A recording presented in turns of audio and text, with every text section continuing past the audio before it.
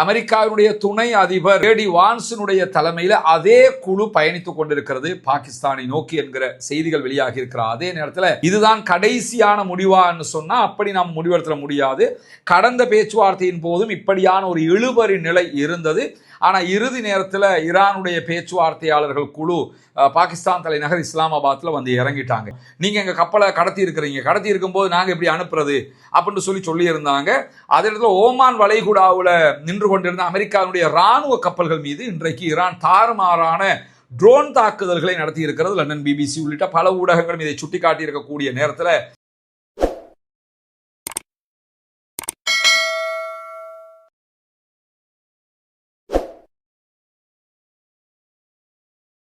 அன்றுக்கினிய சகோதர சகோதரிகளின் நம் அனைவர் மீதும் ஏக இறைவனுடைய அமைதியும் கருணையும் உண்டாகட்டுமாக என்கிற உயரிய பிரார்த்தனைகளோடு பாலஸ்தீனம் மீதான இஸ்ரேலிய ஆக்கிரமிப்பு ராணுவத்தினுடைய 2 ஆண்டு கால யுத்தம் ஒரு யுத்த நிறுத்தமாக மாற்றப்பட்டு இன்றோடு 192வது நாட்களை நாம் கடக்கக்கூடிய இந்த சந்தர்ப்பத்தில் கிட்டத்தட்ட 40 நாட்கள் ஈரானுக்கும் அமெரிக்காவுக்கும் இஸ்ரேலுக்கும் இடையிலான ஒரு மாபெரும் யுத்தம் நடைபெற்று வந்தது.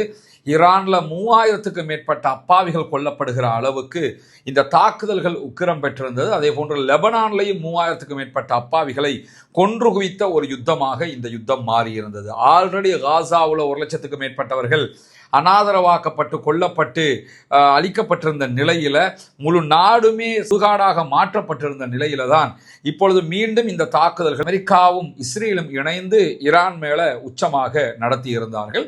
திடீரென ஒரு யுத்த நிறுத்த ஒப்பந்தம் ஏற்படாமலேயே தற்காலிக யுத்த நிறுத்தம் ஒன்று ஏற்பட்டிருக்கிறது. அந்த யுத்த நிறுத்தத்தின் பாணியாக அதை மாற்றி யுத்த நிறுத்தமாக நிரந்தர யுத்த நிறுத்தமாக கொண்டு வருவதற்கான முயற்சிகள் தொடர்ந்து பாகிஸ்தானால் முன்னெடுக்கப்பட்டு வருவது நமக்கெல்லாம் தெரியும். இந்த நிலையில 2ஆம் கட்ட பேச்சுவார்த்தைகள் திங்கட்கிழமை இன்று நடைபெறும் என்று அறிவிக்கப்பட்டிருக்கக்கூடிய சூழல்ல அந்த காட்சிகள் நாளுக்கு நாள் மாற்றம் அடைந்து கொண்டிருப்பதை நாம் காண முடியும். குறிப்பாக இந்த பேச்சுவார்த்தைகளுக்காக ஏற்கனவே நடந்த பேச்சுவார்த்தைகளின் போது அமெரிக்காவுடைய துணை அதிபர் ஜேடி வான்ஸ் பங்கேற்றிருந்தார். உலகம் முழுவதும் அது ஒரு ஆதரவு தளத்தையும் உருவாக்கி இருந்தது. காரணம் என்னன்னா, ஜேடி வான்ஸ் ஒரு அரசியல்வாதி, அவர் அரசியல் ரீதியாக இதை அணுகக்கூடும், பிடிவாதமாக அதிகாரிகளை போன்று அவர் இருக்க மாட்டார் என்கிற செய்திகள் எல்லாம் வெளியாகி இருந்தது.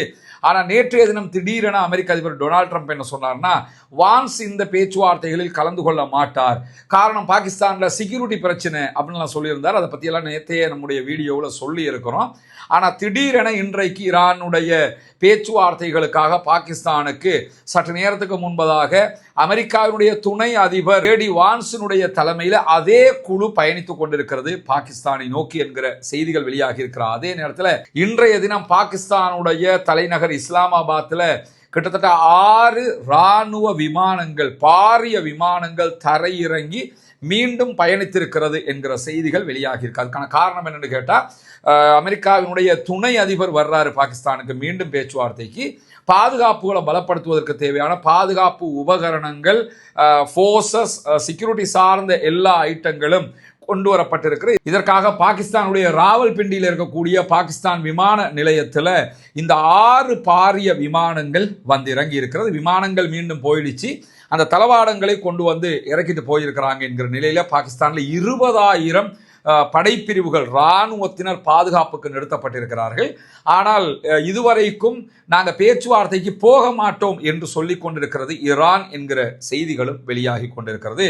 இதுதான் கடைசியான முடிவான்னு சொன்னா அப்படி நாம் முடிவெடுத்த முடியாது. கடந்த பேச்சுவார்த்தையின் போதும் இப்படியான ஒரு இழுபறி நிலை இருந்தது. ஆனால் இறுதி நேரத்தில் ஈரானுடைய பேச்சுவார்த்தையாளர்கள் குழு பாகிஸ்தான் தலைநகர் இஸ்லாமாபாத்தில் வந்து இறங்கிட்டாங்க. அதே மாதிரி இதில் நடப்பதற்கான வாய்ப்புகள் நிறைய இருக்கிறது என்கிறார்கள் அரசியல் ஆய்வாளர்கள். அதே நேரம் இன்றைக்கு இது தொடர்பாக தன்னுடைய சோசியல் ட்ரூத் என்கிற ஊடக தளத்தில் கருத்து வெளியிட்டிருக்கக்கூடிய அமெரிக்காவினுடைய அதிபர் என்ன சொல்றாருன்னா, இன்றைய ஈரானுடைய பேச்சுவார்த்தைக்காக எங்களுடைய துணை அதிபர் ஜேடி வான்ஸ் தலைமையிலான குழு பயணித்துக் கொண்டிருக்கிறது. இந்த குழுவினுடைய பேச்சுவார்த்தைகள் வெற்றிகரமாக நடக்கும் இடத்து ஒரு வெற்றிகரமான முடிவுகள் ஏற்படுமாக இருந்தால் இந்த பேச்சுவார்த்தைக்கு பிறகு ஈரானுடைய தலைவர்களை நேரடியாகவே நான் சந்திப்பேன் என்கிற சமிக்ஞைகளையும் அவர் கொடுத்திருக்கிறாரு. இந்த கருத்தை பொறுத்தவரையில இதை ட்ரம்ப் செய்ய மாட்டாரு அப்படின்னலாம் நம்ம உடனே முடிவெடுத்துட முடியாது. ட்ரம்ப்பை பொறுத்தவரையில் இந்த மாதிரி விஷயங்களை இன்ட்ரெஸ்டாக செய்யக்கூடிய ஒருவர். ஏற்கனவே அவர் பதவியில் இருக்கும்போது ரஷ்யாவுக்கும் அமெரிக்காவுக்கும் இடையில நெருங்கிய ஒரு நிலை, சூடான ஒரு நிலை இருந்து கொண்டே இருந்தது. ரொம்ப தொலைவாக அவர்களுடைய தொடர்புகள் இருந்து கொண்டிருந்தது.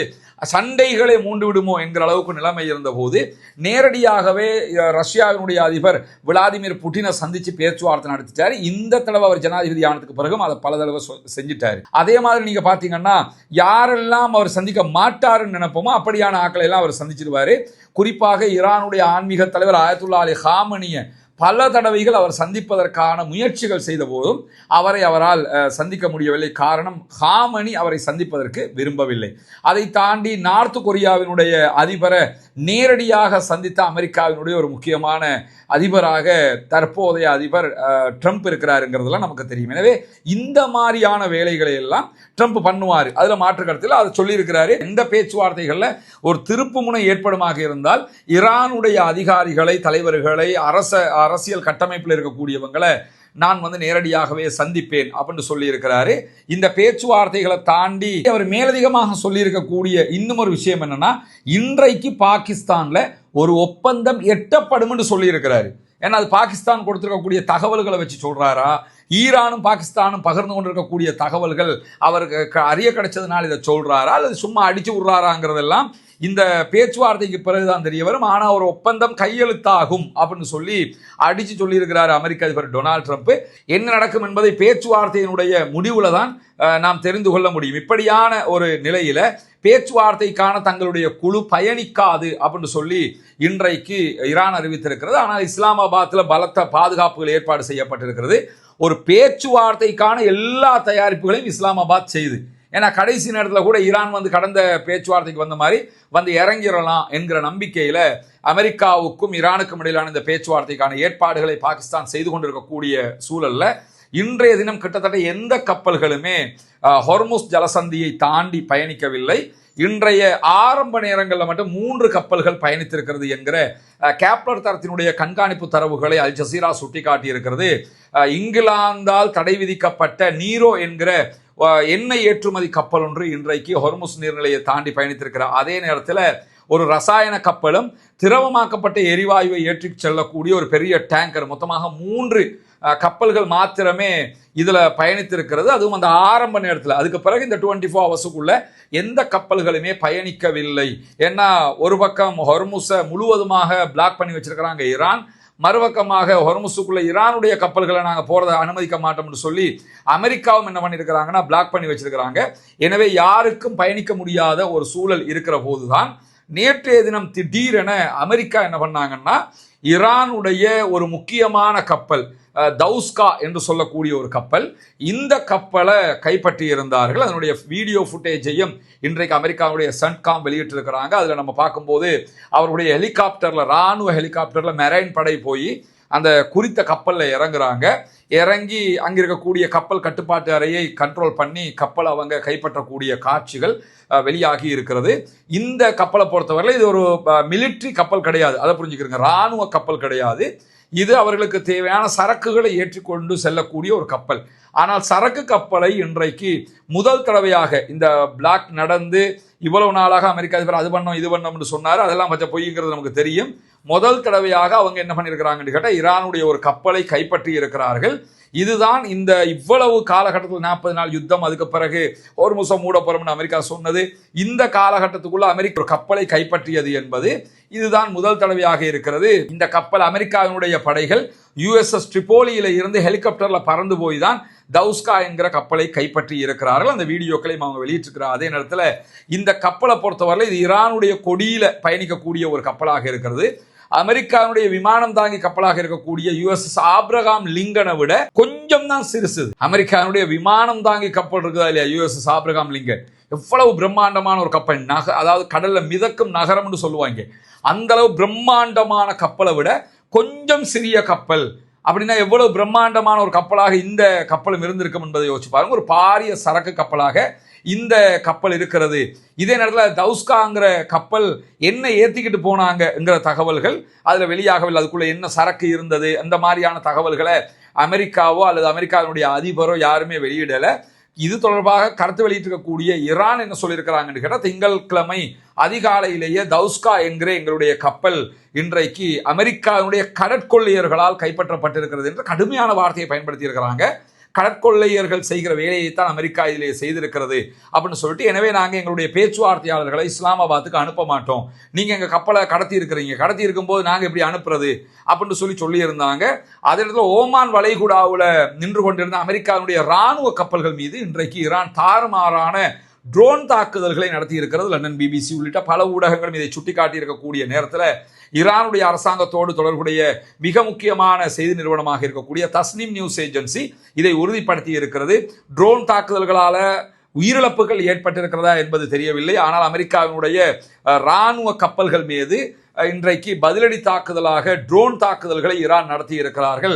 ஓமான் வளைகுடாவில் நின்ற இராணுவ கப்பல்கள் மீதுதான் இந்த தாக்குதல்கள் நடத்தப்பட்டிருக்கு. எனவே இந்த யுத்த நிறுத்தத்தை மீறிய ஒரு செயலாக அமெரிக்கா செய்ததற்கு பதிலடியாக ஈரானும் இந்த செயலை செய்திருக்கிறார். அதே நேரம் இன்றைக்கு மிக முக்கியமான இன்னும் ஒரு செய்தி வெளியாகி இருக்கிறது. இஸ்ரேலுடைய உளவு அமைப்பாக இருக்கக்கூடிய மொசாதுக்கு உளவு வேலை பார்த்ததற்காக குற்றம் சாட்டப்பட்ட கைது செய்யப்பட்ட 2 உளவாளிகள் இன்றைக்கு ஈரானிலே தொங்கவிடப்பட்டிருக்கிறார்கள். முகமது மசூம் ஷாஹி என்கிற ஒருவன், அதே போன்ற ஹமீத் வாலிதி என்கிற ஒருவன். இந்த 2 பேரையுமே கைது பண்ணியிருக்கிறாங்க. கைது பண்ணி விசாரணைகள் நடத்தப்பட்டு அதில் இவங்க உளவாளிகள் என்பது கன்ஃபார்ம் பண்ணப்பட்டதற்கு பிறகு இவர்கள் இருவருமே தூக்கிலே தொங்கவிடப்பட்டிருக்கிறார்கள். மொசாது நிறுவனத்தால் இவர்களுக்கு இணையதளம் மூலமாக ஆட்சேர்ப்பு செய்யப்பட்டிருக்கிறார்கள். வடக்கு ஈராக்கில் இருக்கக்கூடிய குர்திஸ்தான் பகுதிகளில் இருக்கக்கூடிய குர்துகள், நம்ம ஏற்கனவே இவங்களை பற்றி பேசியிருக்கிறோம் பல தடவை. இந்த குர்துகள் இருக்கக்கூடிய பகுதிகளில் மொசாது ஆட்களை இந்த 2 பேரும் நேரடியாக சந்தித்திருக்கிறார்கள். அவர்களிடமிருந்து குர்திஸ்தான் ஏரியாவில் பயிற்சிகள் அவர்களுக்கு வழங்கப்பட்டிருக்கிறது. அதற்கு பிறகுதான் அவர்கள் ஈரானுக்குள் மீண்டும் அனுப்பப்பட்டிருக்கிறார்கள். ஈரானுக்குள்ள ஆட்சி கவிழ்ப்புக்கான வேலைகளை பார்ப்பது, மக்களை போராட்டத்துக்கு தூண்டுவது, அதற்கான ஆட்களை சேர்ப்பது, அவர்களிடத்தில் ஆயுதங்களை கொடுப்பது, இந்த மாதிரியான வேலைகளுக்காக இவர்கள் பயன்படுத்தப்பட்டிருக்கிறார்கள். வெடிகுண்டுகளை உருவாக்குவது, அதை ஆப்ரேட் பண்றது எப்படி, இந்த பயிற்சிகள் எல்லாம் கூட இவர்களுக்கு கற்பிக்கப்பட்டிருக்கிறது. எனவே முழுவதுமாக இவர்கள் இஸ்ரேலுடைய அடிமைகளாக இருந்திருக்கிறார்கள், செயல்பட்டிருக்கிறார்கள். இவர்களுக்கான ஊதியம், சம்பளம் எல்லாம் கிரிப்டோ கரன்சி வழியாக, இணையதள வழியாகத்தான் வழங்கப்பட்டிருக்கிறது. இதையெல்லாம் கண்டுபிடிச்சு தட்டி தூக்கி தான் 2 பேரையுமே தூக்கில தொங்க விட்டுருக்கிறாங்க. இன்றைக்கு அவர்கள் தூக்கிலே தொங்கி இருக்கிறார்கள் என்கிற செய்திகள் வெளியாகி இருக்கக்கூடிய நேரத்தில் தான் இன்றைய தினம் ஈரானுடைய IRGC-யினுடைய வெளிநாட்டு நடவடிக்கைகளை கண்காணிக்கக்கூடிய பிரிவாக செயல்படுகிற குதுஸ் படை பிரிவினுடைய தலைமை அதிகாரியாக இருக்கிற, தலைவராக செயல்படுகிற கானி அவர்கள் ஈராக்குக்கு பயணம் மேற்கொண்டிருக்கிறார். இந்த யுத்தம் ஆரம்பிச்சதுல இருந்து ஈரானுடைய ஒரு முக்கியமான இராணுவ தளபதி வெளிநாடு ஒண்ணுக்கு போறதுங்கிறது இதுதான் ஃபர்ஸ்ட் டைம்.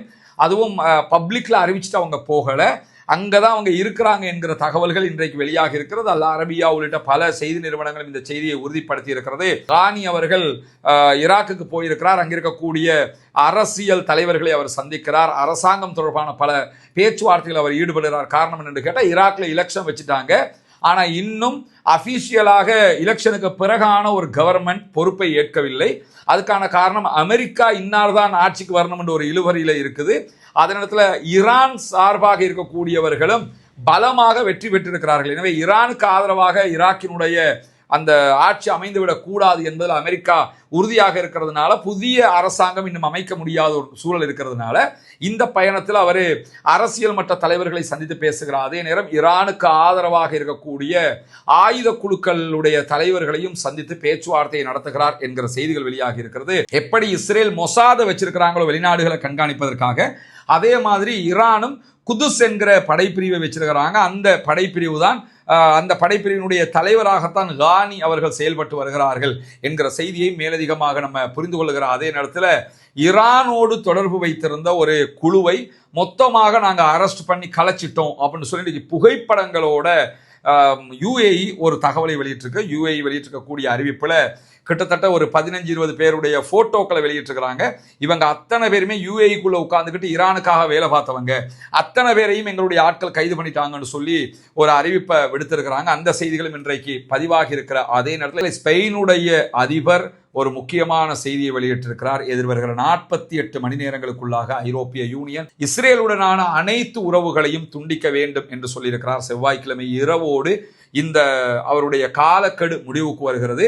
அவர் இஸ்ரேலை பற்றி சொல்லும்போது மிக தெளிவாகவே சொல்றாரு, எங்களை பொறுத்தவரையில் இஸ்ரேலோட எங்களுக்கு எந்த சண்டையும் கிடையாது, ஆனால் இஸ்ரேல் மீண்டும் மீண்டும் பல அநியாயங்களை செய்து கொண்டிருக்க இதை பொறுத்து கொள்ள முடியாது. பாலஸ்தீனத்தை அங்கீகரித்த ஐரோப்பிய நாடுகளில் மிக முக்கியமான ஒரு நாடு. அந்த நாட்டினுடைய பிரதமர் தொடர்ந்து இஸ்ரேலுக்கு எதிராகவே நிற்கிறார், அநியாயத்துக்கு எதிராகவே நிற்கிறார். அவர் வெளியிட்டிருக்கக்கூடிய அறிவிப்பில் தான் எதிர் வருகிற 48 மணி நேரங்களுக்குள்ளாக இஸ்ரேலுடனான அனைத்து தொடர்புகளையும் துண்டிக்க வேண்டும் என்று அவர் செய்தி சொல்லியிருக்கிறார். அதே நேரத்தில் யுஏயினுடைய பிரபல கல்வியலாளராக அறியப்படக்கூடிய அப்துல் ஹாலிக் அப்துல்லா என்கிற ஒருவர் ஒரு முக்கியமான அறிவிப்பை இன்றைக்கு வெளியிட்டிருக்கிறார். அந்த செய்திகள் யுஏயினுடைய செய்தி ஊடகங்களில் மட்டுமில்ல, அல் ஜசீராவிலேயே ஒரு பிரதான இடத்தை பிடிக்கக்கூடிய ஒரு செய்தியாக மாறி இருக்கிறது. அதில் அவர் என்ன சொல்றாருன்னா, அமெரிக்காவினுடைய இராணுவ தளங்கள் யுஏயில் இருக்குது, கத்தர்ல, துபாயில, சவுதியில, கிட்டத்தட்ட வெளிநாடு உறவு மன்றம் என்றொன்று இருக்கிறது.